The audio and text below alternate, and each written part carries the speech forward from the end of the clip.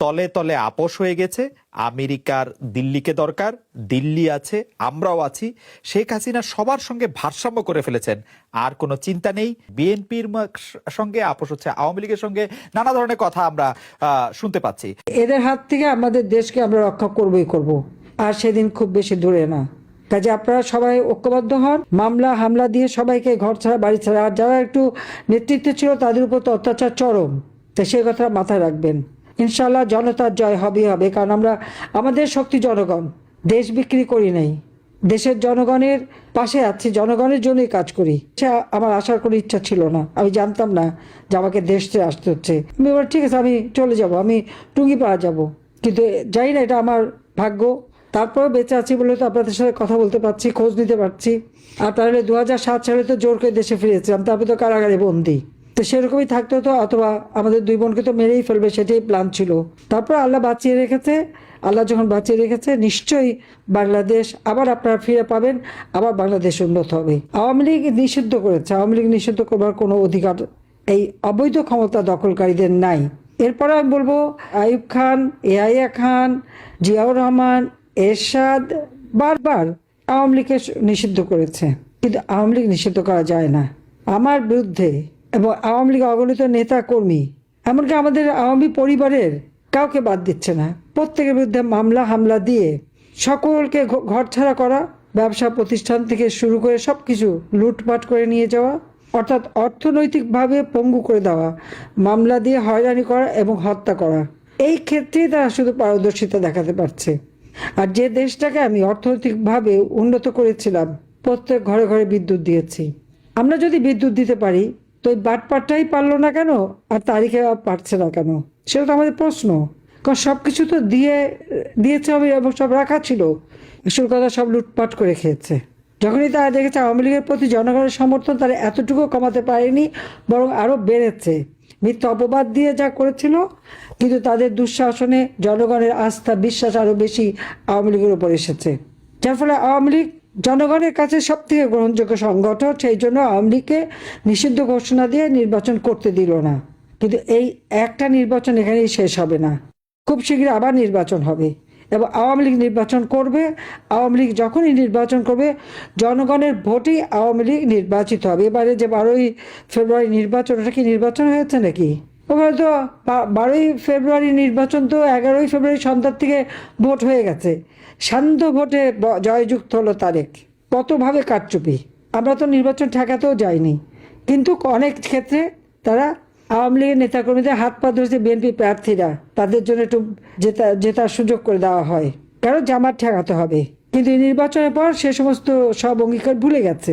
আজকে আমাদের নারীদের উপর অত্যাচার, ছোট্ট শিশুদের উপর অত্যাচার, এই অত্যাচার যারা করে যাচ্ছে, তার সকলকে বলবো, আপনাদের বাড়িঘর যারা লুটপাট করেছে, দোকানপাট ব্যবসা প্রতিষ্ঠান যারা ধ্বংস করেছে, প্রত্যেকের নাম ঠিকানা সব ঠিক করে রাখবেন। আপনাদেরও যেমন সম্পদ আছে, ও তাদেরও তো আছে, তা তো ভুলে গেছে। ভাবছে যে ক্ষমতা চিরস্থায়ী, ক্ষমতা চিরস্থায়ী না। আর যারা দেশ চালাতে ব্যর্থ, অর্থনীতি ধ্বংস করে দিয়েছে, উন্নয়নশীল দেশের মর্যাদায় উন্নীত হয়েছিলাম, সেটাও ধরে রাখতে পারেনি ওই বাটপার ইউনূস ক্ষমতা এসে। সে বিশ্ব বাটপার, সেটাকে ধ্বংস করেছে। আর তারিখে তো সে যোগ্যতাই নাই। অর্থ বানানো, সন্ত্রাস করা, জঙ্গিদের মদত দেওয়া, লুটপাট করা এবং গ্রেনেড মারা, অস্ত্র চোরা কারবারি করা, দুর্নীতি করা, এটা এই দক্ষতা, এই ক্ষেত্রে খুব দক্ষ, এতে কোনো সন্দেহ নাই। আর একজন তো বাটপার, গরিব মানুষের মোটা টাকা সুদ নিয়ে গরিবের অর্থ আত্মসাৎ করে খাওয়া, এ ব্যাপারে সে আর একজন পারদর্শী। তারা দেশকে কি দেবে? নিজের উদরপূর্তিতেই তো ব্যস্ত। এখন আওয়ামী লীগ এদেশের মানুষের ভাগ্য পরিবর্তন করেছে। ঘরে ঘরে বিদ্যুৎ দিয়েছে, চিকিৎসা সেবা জনগণের দোরগোড়ায় পৌঁছে দিয়েছে, কমিউনিটি ক্লিনিকের মাধ্যমে 30 প্রকারের ঔষধ দিয়েছি, ছাত্রছাত্রীদের বৃত্তি দিয়েছি, উপবৃত্তি দিয়েছি, গবেষণার ব্যবস্থা করে দিয়েছি, বিনা মূল্যে বই দিয়েছি, প্রত্যেকটা ইউনিয়ন পর্যায় পর্যন্ত প্রাইমারি স্কুল নতুন বিল্ডিং করে উন্নত করে দিয়েছে, 560টা মসজিদ আমরা নিজের টাকায় করেছি, পদ্মা সেতু আমরা নিজের টাকায় করেছি, অবকাঠামোগত উন্নয়ন করে সারা বাংলাদেশের চেহারা উন্নত করে দিয়েছিলাম। যারা বাংলাদেশে আসতো, ঢাকায় আসতো, বলতো আমরা কোথায় এসেছি, এটা কি বাংলাদেশ, এটা কি ঢাকা? বাংলাদেশের ইউনিয়ন পর্যায় পর্যন্ত, গ্রাম পর্যায় পর্যন্ত রাস্তাঘাট আমরা উন্নতি করে দিয়েছি, খাদ্যের স্বয়ংসম্পূর্ণ করেছি। মানুষের কর্মসংস্থানের ব্যবস্থা করে দিচ্ছে। কর্মসংস্থান ব্যাংক করে বিনা জামানতে আমাদের যুব সমাজ যাতে ঋণ নিতে পারে। ওরা ভয় ভীতি সৃষ্টি করে এবং এই মব সন্ত্রাস করে, মব সন্ত্রাস মানে কি? এটা তো জামাত, বিএনপি, ইউনূস, বাটপার ইউনূসের সন্ত্রাসী। এই সন্ত্রাস করে একটা ভীতির সৃষ্টি করে তারা রাজত্ব করতে চায়। ভয়কে জয় করে সকলে ঐক্যবদ্ধ হয়ে এর প্রতিকার করতে হবে, প্রতিবাদ করতে হবে। আজকে যে বিদ্যুৎ নাই, বিদ্যুতের দাবিতে প্রত্যেকটা এলাকায় মানববন্ধন এবং সাধারণ মানুষ, কৃষক, শ্রমিক সবাইকে নিয়েই কাজ করতে হবে। একটা পর ইন্ডাস্ট্রি বন্ধ, শ্রমিক, লক্ষ লক্ষ শ্রমিক আছে বেকার। তারা কি করে খাবে? চুরি, ডাকাতি, রাহাজানি, খুন খারাপি এগুলি তো বেড়ে গেছে। এগুলিকে নিয়ন্ত্রণ করতে পারছে না? পারে মানুষের জীবনে নিরাপত্তা দিতে, না পারে পেটে ভাত দিতে, না পারে যুব সমাজকে চাকরি দিতে, না পারে শ্রমিকের কাজ দিতে, না পারে কৃষকদের সাহায্য করতে, কৃষকদের কৃষি উৎপাদনে সাহায্য করা বা তাদের উৎপাদিত পণ্যের ন্যায্য মূল্য দিতে পারে না। জিনিসপত্রের দাম বেড়ে সকলের ক্রয় ক্ষমতার বাইরে চলে গেছে, তাও নিয়ন্ত্রণ করতে পারে না। শুধু নিজেরা কোথায় কিভাবে কোন কমিশন খাবে, কোন টাকা পাবে, বিদ্যুৎ দিতে পারে না। বিদ্যুতের জন্য তেল, এলএনজি, কয়লা সেগুলি কিনতে পারে না, কিন্তু প্লেন কেনার চুক্তি করে যাতে কমিশনটা ভালো খেতে পারে। এটাই তো এদের চরিত্র। কাজে অমানিসার অন্ধকার ঢেকে দিয়েছে আমাদের দেশকে। কালো ঝড় মানুষের জীবনটা তছনছ করে দিয়েছে। আর এটা দুর্ভাগ্যের বিষয় যে মনুষ্য সৃষ্টি। দেশ বিক্রির মুচলেখা দিয়ে, যারা মিথ্যা অপবাদ দিয়ে আমাদেরকে ক্ষমতাচ্যুত করেছে, জনগণকে বিভ্রান্ত করেছে, আজকে তাদের চেহারা সারা বিশ্বের কাছে এবং বাংলাদেশের জনগণের কাছে উন্মোচিত হয়েছে। তাদের ওই চরমভাবে দেশকে যারা ক্ষতিগ্রস্ত করে এবং দেশের মানুষকে অবহেলা করে, দেশের মানুষের রক্ত চুষে পয়সা বানিয়ে সেই টাকা এবং বিদেশিদের টাকা দিয়ে দেশের অর্থনীতি ধ্বংস, সামাজিক নিরাপত্তা ধ্বংস, দেশের মানুষের জীবনের নিরাপত্তা যারা কেড়ে নিয়েছে, যত জঙ্গি, সন্ত্রাসী, খুনি তাদেরকে কারাগার থেকে মুক্ত করেছে। আর আমাদের অগণিত আওয়ামী লীগ নেতাকর্মী তাদেরকে গ্রেপ্তার করে তাদের উপর অমানবিক অত্যাচার, নির্যাতন চালাচ্ছে।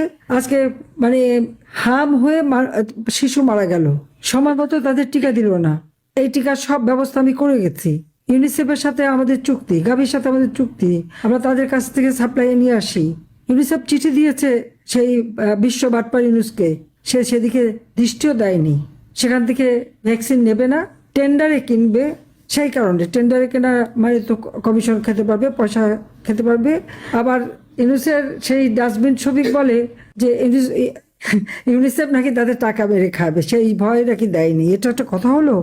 এরা নিজেদের যত দোষগুলো অন্যের উপরে চাপায়, এটা ওদের চরিত্র। আজকে সারা দেশের কি অবস্থা? আমি প্রত্যেক ঘরে বিদ্যুৎ দিয়েছি, আজকে বিদ্যুৎ নেই, গ্যাস নেই, কৃষক সার পায় না, প্রত্যেকটা জিনিসের দাম বেড়ে গেছে, সব নাকি খুব সস্তায় খাওয়াবে। আর এই যে শত শত শিশু টিকার অভাবে মারা গেল, তাদের সময় মতো টিকা দেওয়া হলো না, মায়ের কোল খালি হলো। এর জবাব তো ইউনূসকে দিতে হবে, তার উপদেষ্টা নূরজাহানকে দিতে হবে এবং তারেক রহমান যে ক্ষমতা এসেছে তাকেও দিতে হবে। এই কারণে একজন ক্ষমতা আসলে একটা দেশের মানুষের কি প্রয়োজন হয়, কি কাজ করতে হয়, বা নারী, শিশু, আবাল, বৃদ্ধ, বনিতা তাদের কি লাগে সেটা তার জানা উচিত।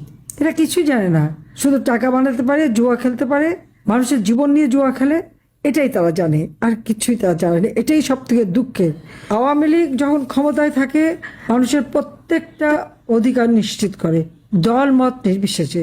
আমি যখন প্রধানমন্ত্রী ছিলাম, আমি যত কাজ করেছি, সে বয়স্ক ভাতা, বিধবা ভাতা, 2,62,00,000 কৃষককে আমি যে কৃষি উপকরণ কার্ড দিয়েছি, 1 কোটি পরিবারকে আমি পারিবারিক কার্ড দিয়েছি, এই যে বয়স্ক ভাতা, বিধবা ভাতা যা আমি দিয়েছি, আমি তো কোনো দল দেখতে যাইনি, মানুষের চাহিদা অনুযায়ী মানুষকে দিয়েছি। সে আমাকে ভোট দিক আর না দিক, আমি যখন প্রধানমন্ত্রী হয়েছি আমার দায়িত্ব সকলের, আমি সেইভাবেই নিয়েছি। এই বাংলাদেশের মানুষের জন্য আমার বাবা সারাটা জীবন সংগ্রাম করেছেন, তাদের অন্ন, বস্ত্র, বাসস্থান, চিকিৎসা, শিক্ষা নিশ্চিত করবার জন্য, একটা সুন্দর জীবন দেওয়ার জন্য। এই ঘুণে ধরা সমাজ ভেঙে নতুন সমাজ গড়ে তুলে বাঙালি জাতিকে বিশ্বের দরবারে মাথা উঁচু করে চলার সুযোগ তিনি করে দিয়েছেন। তিনি চেয়েছিলেন যে বাংলাদেশের মানুষ আরো উন্নত জীবন পাবে, পেট ভরে খেতে পারবে, সুন্দরভাবে বাঁচতে পারবে। আর সেই লক্ষ্য সামনে নিয়ে, দুঃখী মানুষের মুখে হাসি ফোটাবার লক্ষ্য সামনে নিয়ে সারাটা জীবন জেল জুলুম অত্যাচার সহ্য করে তিনি এই দেশ স্বাধীন করে দিলেন।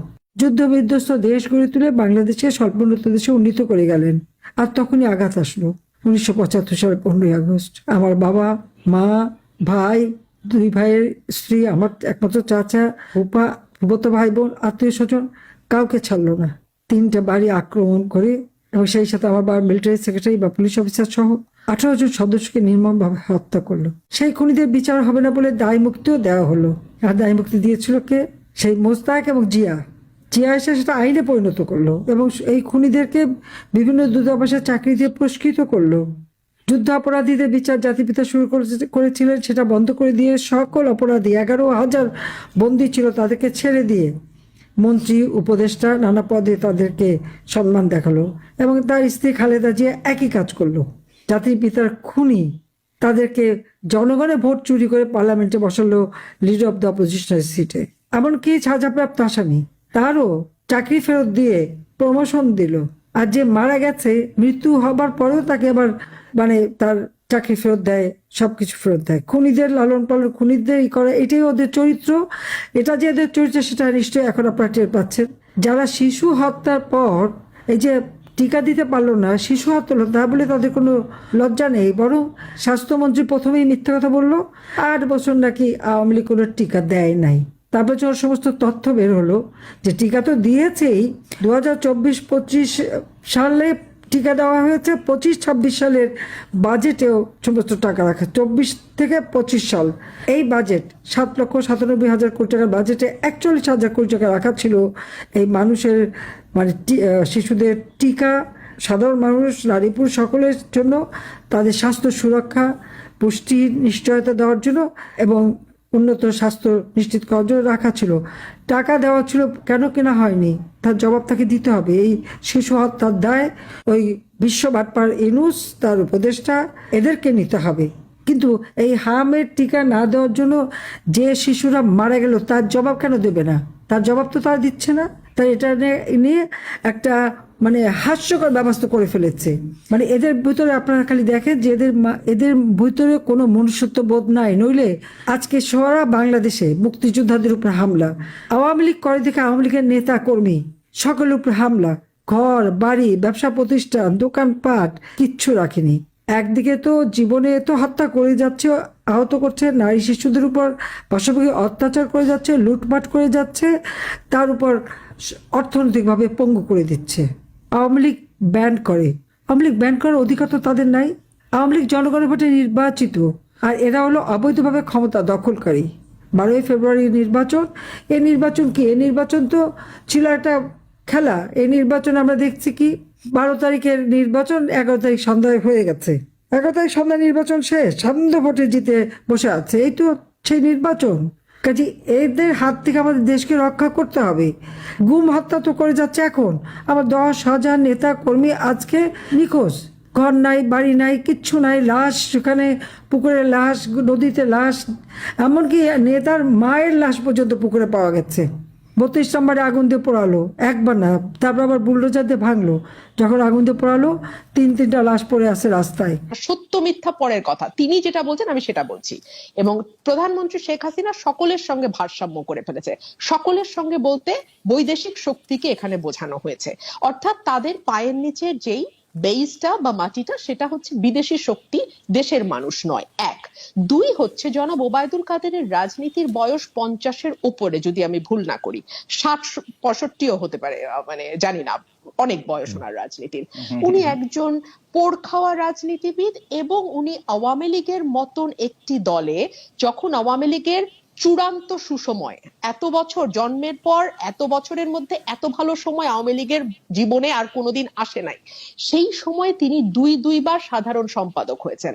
সুতরাং তার রাজনৈতিক প্রজ্ঞা, মেধা, অভিজ্ঞতাকে কোনোভাবেই খাটো করে দেখবার কোনো উপায় নাই। তিনি মুখ ফসকে বলে ফেলেছেন পাবলিক খায়, কোট আনকোট, পাবলিক খায় বলেই বলে ফেলেছেন। বিষয়টি তেমন না। তিনি জানেন যে তার দলের নেতা কর্মীদের হতাশা কত দূর। তিনি জানেন ভিসা নীতি বলেন, স্যাংশন বলেন, এটাকে আমরা তুড়ি মেরে প্রধানমন্ত্রী উড়িয়ে দেওয়ার যতই চেষ্টা করুন না কেন, ওনার দলের কর্মীরা ভীত, সন্ত্রস্ত, এবং যেই কর্মীদের কথা হাবিবে মিল্লাত ভাই বলছেন, সেই কর্মীরা তো আছেই আছে, সেই সঙ্গে তাদের যারা নির্দেশদাতা, যাদের প্রশ্রয়ে, আশ্রয় এবং সরাসরি সহযোগিতায়, প্রত্যক্ষ এবং পরোক্ষ সহযোগিতায় ভোট ডাকাতিটা সম্পন্ন হয়, সেই নির্দেশদাতাদের অবস্থা সত্যি শোচনীয়। যে কারণে প্রধানমন্ত্রী আমলা বা প্রশাসনের কর্মকর্তাদের সঙ্গে যখন ভিসা নীতির পর প্রথম বৈঠক করেন, তিনি তাদের সাহস দেবার জন্য বলেছিলেন, সকলের মুখ এত গোমরা কেন, একটু হাসি খুশি থাকবেন, ভিসা নীতি হয়েছে তো কি হয়েছে। অর্থাৎ প্রধানমন্ত্রীও জানেন যে যারা আমলা বা প্রশাসনে আছেন তাদের অনেকেরই ভয়ে ধরে গেছে, এবং গণমাধ্যমে এসছে যে কতজন আমলার কতজন সন্তান বিদেশে থাকে, এটা তো আসলে একটা সংখ্যা, একটা প্রিন্ট মিডিয়ার আসা একটা সংখ্যা। প্রকৃত অবস্থা তো আসলে আরো খারাপ, কারণ আমরা জানি না এমন অনেক কর্মকর্তা